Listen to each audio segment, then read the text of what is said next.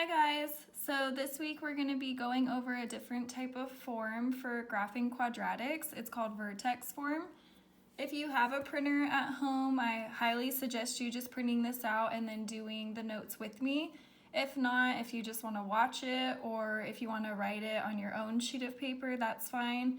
It's just kind of more helpful if you actually do it rather than just watching it, but whatever you want. So we're going to start with vertex form. We're going to go over this one this week, and then there's another form called standard form, which you'll learn next week. So vertex form is it looks like this.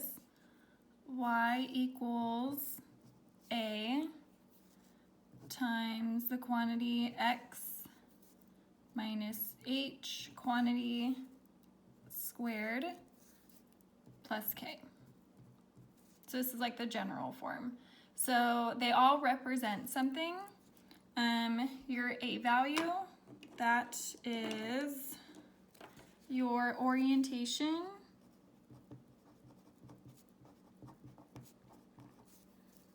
And the shape. So that's going to tell you whether it's upwards, if it's downwards, if it's stretched, compressed, or standard. So remember last week the A value depending on what it is, it's going to depend on the shape. So if you want to just make that note, if A is equal to 1, that's a standard parabola. And if A is greater than 1, that's when it's stretched. And if A is between 0 and 1, that's when it's compressed. It's a little flatter. So something else that's important in this form is the H value, which is this one. That's going to be your horizontal shift. So this form, vertex form, it gives you the vertex in the equation, and you just pull it right out.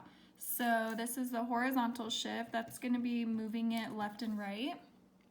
So this is like your X value of your vertex.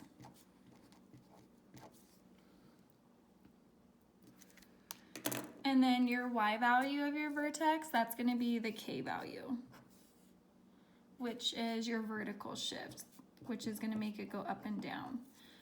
So these are called shifts because parabolas always start at the origin, the parent graph. It starts at 0, 0. So when it has a different vertex other than 0, 0, that's why it's called a shift, because it's moving.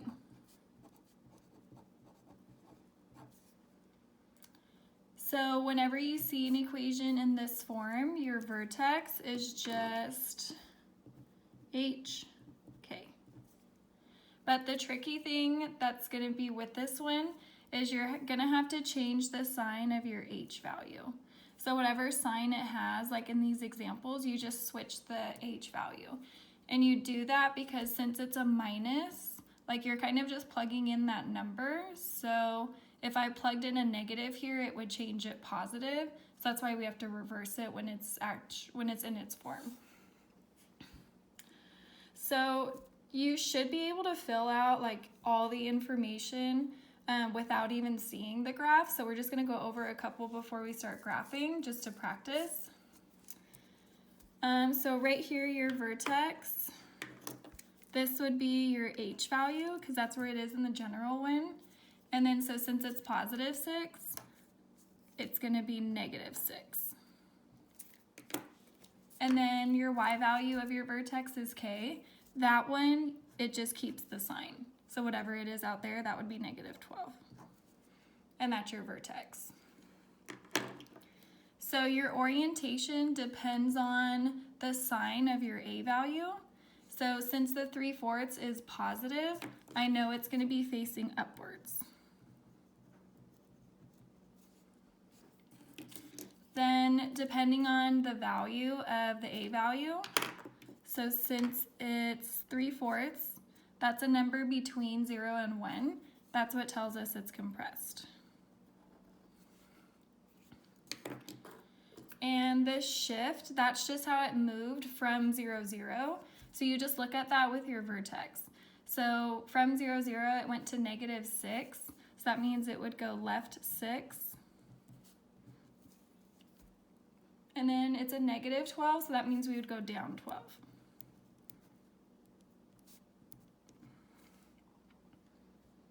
Okay, so there's just one example. It's pretty straightforward. It's the same basically each time. So this one, you have your equation. So again, your vertex is going to be the opposite of what's in here. So my x value of my vertex is going to be +4. And then whatever's out here, that's your k, which is also just your y value of your vertex, so -15. And your orientation, so since it's a negative, that's what's going to tell me I know it's going to be downwards. Sorry, these lines are kind of short. And then stretch, compressed, or standard. Since your a value is bigger than 1, people get confused on this because they're like, oh, -10 is less than 1, so it's compressed. That's not what you're looking at. You're just looking at this number. The negative is just what tells us the orientation. So the 10 is bigger than 1, so that means it's going to be stretched. And your shift, you just look at your vertex, because that's what's telling you the vertex moved from 0, 0. So you would go right 4, because it's positive, and then since it's -15, it would go down 15. All right, then one more just by looking at the equation. So you have this. This is your h value, so that's your x value of your vertex, so you change the sign, so it's -5. And then this is my k, which is my y value, and I leave that one the same, so +8. And then your orientation, again, it just depends on the sign of your a value. So since there's a negative, that tells us it's going to be facing downwards.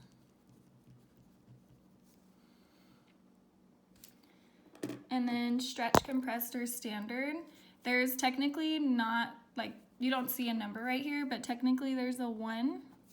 So since it is equal to 1, remember, don't worry about the negative, that means it's standard. And the shift, again, just look at the vertex. So it would go left 5, and it's +8, so it'd go up 8. All right. So you can basically do all the information just by looking at the equation, but now we're just going to practice graphing with vertex form. Okay.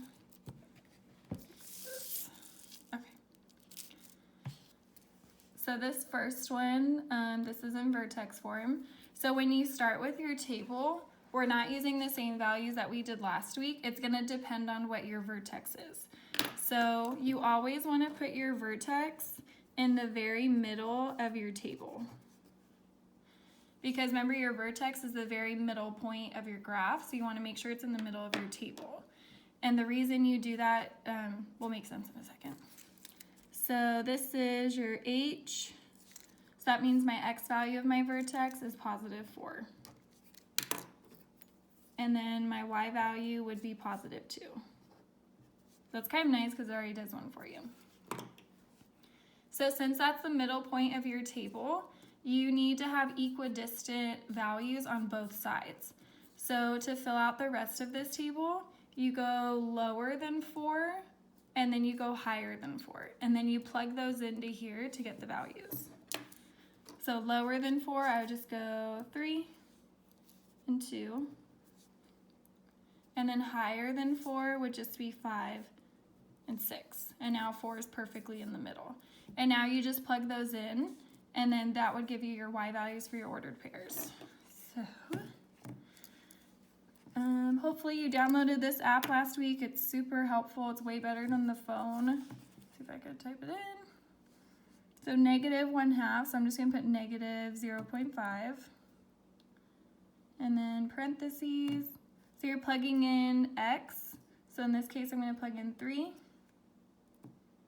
And then minus 4. Sorry if it's hard to see. And then parentheses, squared. So I'm just plugging it into this whole equation. And then don't forget the plus 2. And I would get 1.5. So remember last week, your y values match up with each other. So I know the 3 is going to match up with the 5.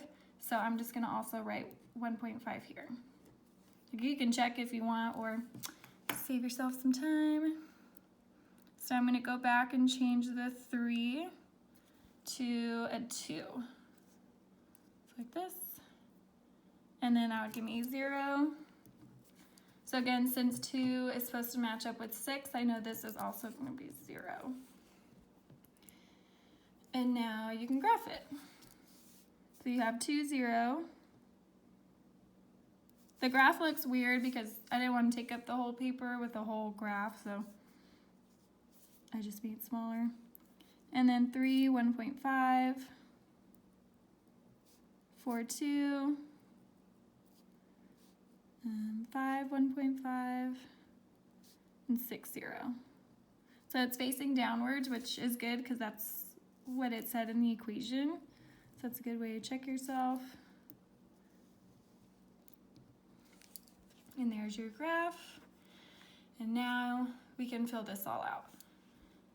So our vertex, we already know from the table, and you can see from the picture, your vertex is at 4, 2. And your orientation, obviously it's facing downwards. And since it's facing downwards, you're gonna have a maximum because you have that highest point, which again is your vertex. And your maximum y value is always the y value of your vertex. So your highest point would be 2. And then your axis of symmetry, remember that's that line right here. And it's always the x value of your vertex. So it'd be x equals 4. That's the equation. So these we haven't gone over, but it's something you should kind of just recognize. X-intercepts, those are the zeros. So that's where your graph is hitting the x-axis. So you could write them as points. You could write 2, 0, and 6, 0. Or you could just write 2 and 6. So that whole last unit, like the solving quadratics, like those would be your answers. And so y-intercept, that's where it intersects with the y-axis. It seems like it doesn't hit the y-axis, but technically it's going to, because if you extend it, it's going to keep going and it'll hit it at some point. So if you can't see it, all you have to do is plug in 0 for x. And you only have to do this if it's not visible.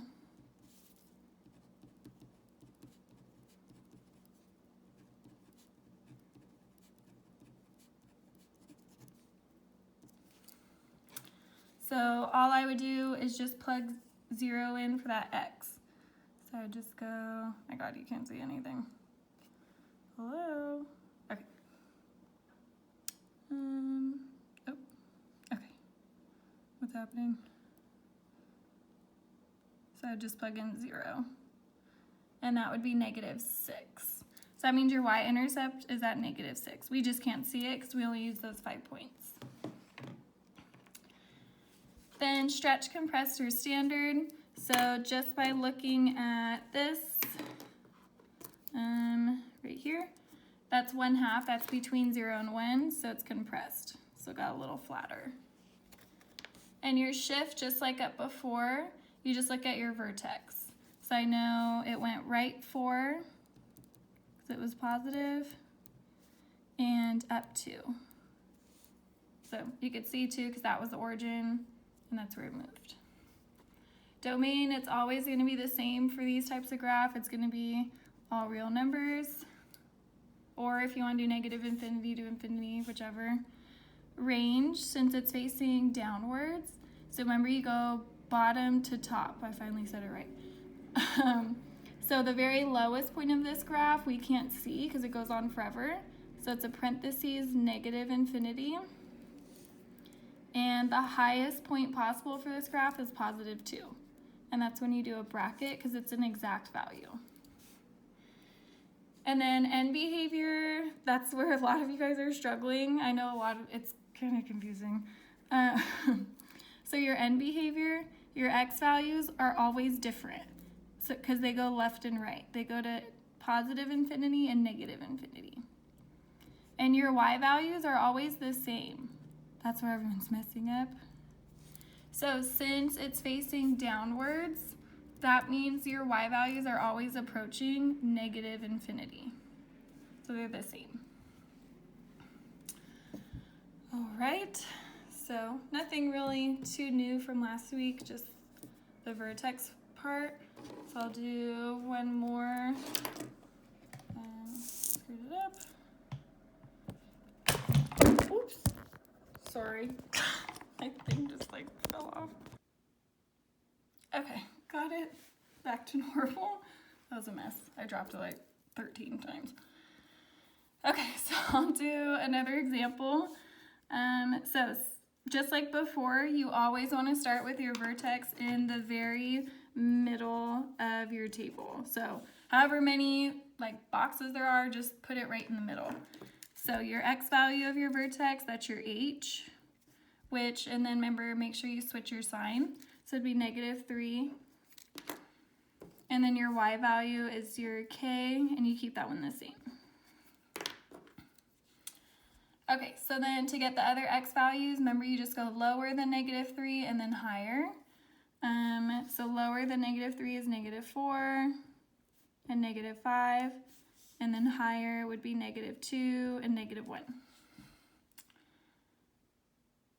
Now you just plug those in to get your values. Okay, so it's 2 times x, so in this case I'm going to plug in -4 plus 3 minus 2. So the whole thing, and that gives you 0. And then so remember, -4 would line up with -2, so I'm not going to bother plugging that in. I'm just going to know it's 0. And then I'll plug in -5.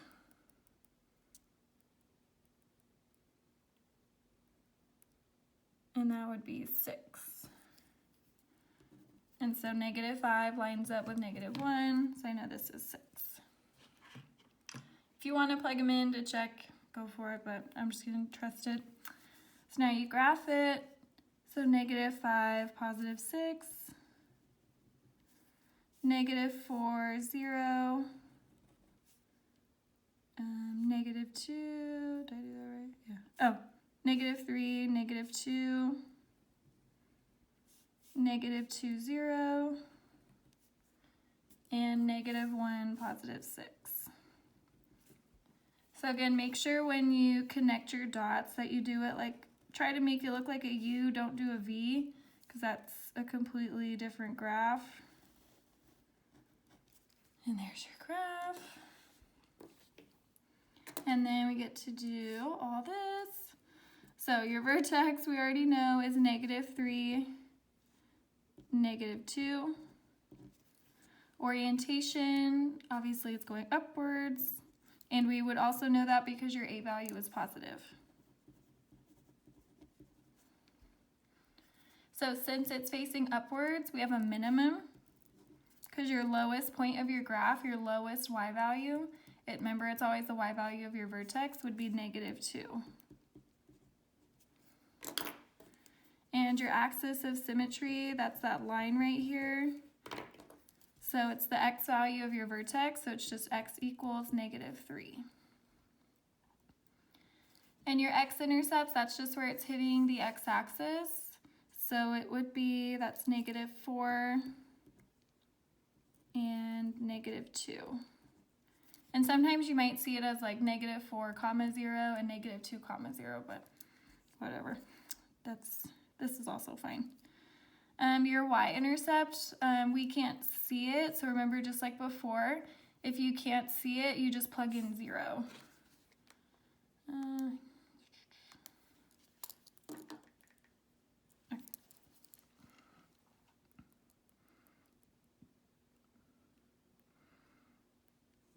So I'll just change this, and then 16.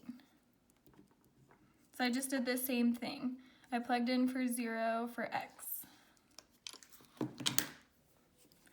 And then the shape of it is going to depend on your a value. So it's 2, so it's bigger than 1, so it's stretched.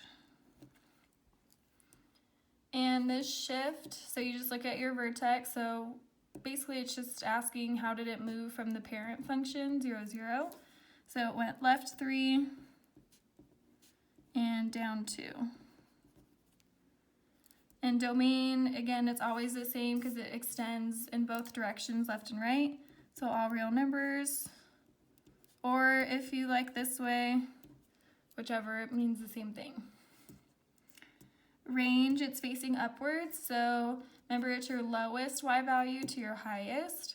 So the lowest would be a hard bracket because we have an exact value, which is -2. So remember, that's always your y value. And then it extends forever and ever and ever. So it goes to positive infinity. And your end behavior, your guys' favorite part. Just kidding. So x values go left and right, right and left, whatever.